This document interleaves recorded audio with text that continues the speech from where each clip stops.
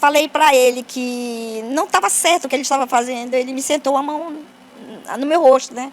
Que eu caí. Quando acontecia essas coisas, que a gente procurava a conversar um com o outro, a se entender, ele dizia que me amava, que eu perdoasse ele. E com tudo isso, eu fui acostumando. Em 90% dos casos atendidos pela Rede de Apoio e Proteção às Mulheres vítimas de violência, os relatos são parecidos. Depois de me agredir, ele pedia perdão. Ele disse que não queria fazer aquilo, que foi eu que provoquei. Entender o perfil dos agressores de mulheres é muito importante para a elaboração de estratégias eficazes de prevenção e intervenção. Embora não exista um único perfil que se encaixe para todos os casos, mas algumas características e padrões comuns podem ser identificados. Desejo de controle e domínio, insegurança e baixa autoestima. Alguns agressores podem usar a violência para compensar suas inseguranças e sentimentos. Culpa e justificativas. É comum que agressores minimizem ou justifiquem seu comportamento, responsabilizando a vítima ou a situação. Manipulação, ciúmes excessivos e isolamento da vítima de amigos e familiares são frequentemente empregadas. E ele falava para mim que eu não aguentava separar dele, que eu não ia conseguir criar meus filhos sem ele. Ele sempre me dizia que ninguém ia me querer, que ele botava medo em mim. Esses homens são pessoas inseguras e tentam transferir isso para suas vítimas, né? Atacando muitas vezes sua aparência, a sua vida profissional, o seu cuidado com os filhos, o seu cuidado com o lar. E vai aí minando a autoestima dessa mulher. Além da semelhança nos ferimentos, as vítimas de violência doméstica têm em comum a baixa autoestima e o menosprezo por parte do agressor. Em 90% dos casos, essa mulher, antes de ser agredida, ela é humilhada, xingada e colocada em posição inferior. Esse é o perfil doentio manipulador de um criminoso, que usa também da violência psicológica para destruir a vida dessa vítima. São pessoas muitas vezes que são tidas como pessoas calmas, né? Homens calmos, né? Muito gentis, agradáveis, quando estão em convívio com os amigos, com os familiares, mas que por detrás disso ameaçam suas companheiras, seus filhos, né? Tocam um terror, né? Fazem aí um terror psicológico, e essas agressões começam por aí, exatamente por esse terror psicológico, né? Com as ameaças, a violência moral, né? Contra essas vítimas, as quais não conseguem identificar inicialmente, porque acreditam que elas estão erradas. Esta mulher, que não vamos identificar, fazia parte de um ciclo contínuo de violência. Segundo ela, o amor que sentia pelo agressor era doentio.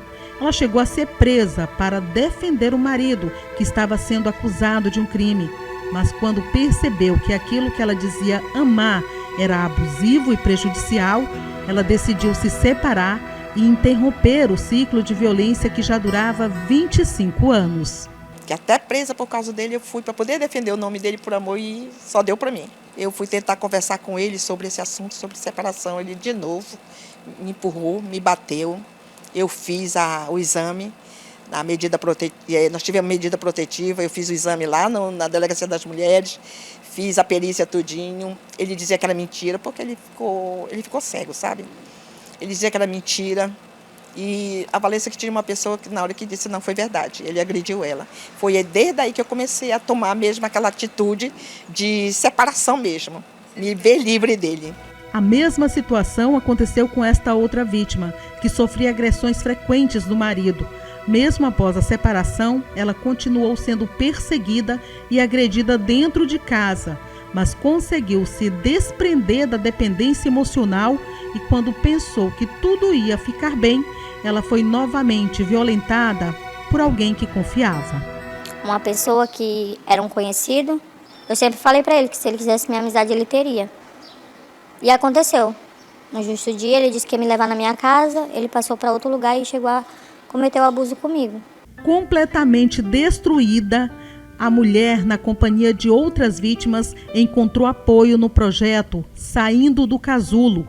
Aqui, com a supervisão do psicólogo Tom Damasceno, elas aprenderam a ressignificar suas vidas através de dinâmicas e atividades.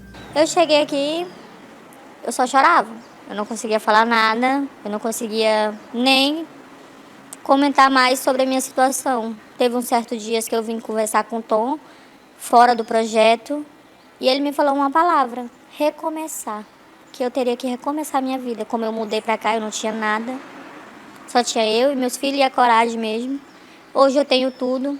Hoje eu sou feliz, graças ao projeto, porque a cada vez que tu tá deprimida, que tu chegar aqui nesse projeto, é mesmo que tu renovar o seu coração. O caminho ainda é difícil e cheio de incertezas. A maioria das mulheres ainda não sabe onde ir, mas uma coisa é certa: elas não querem mais voltar ao que viviam antes. Nós vem aqui uma vez por semana, né, onde a gente atende essas mulheres em mais diversos graus de violência, e a gente procura trabalhar autoestima, autoconfiança, trabalhar amor próprio, trabalhar uma série de questões que vai dar a essa mulher suporte e, ao mesmo tempo, condições para ela se livrar de uma vez por todas dessa situação, superar essa situação e não voltar novamente a repetir essa situação. As feridas vão demorar a cicatrizar, mas o importante é que elas deram o primeiro passo ao se afastar do agressor. Nos últimos anos, o combate à violência contra a mulher tem ganhado destaque no debate público e nas políticas públicas, resultando em importantes avanços legais. A Lei Maria da Penha continua sendo um marco na legislação brasileira, oferecendo a proteção às vítimas de violência doméstica. Em setembro, a Câmara aprovou o projeto que aumenta a pena mínima de prisão para o crime de feminicídio de 12 para 20 anos. O Ministério das Mulheres lançou também a campanha pelo Feminicídio Zero. Embora esses avanços sejam promissores, o caminho para erradicar a violência contra a mulher ainda é longo. É fundamental manter o foco na necessidade de uma resposta integrada que envolva o governo, as instituições e a comunidade. Somente assim será possível criar um ambiente seguro e justo para todas as mulheres. A ordem ainda é não ter medo de denunciar.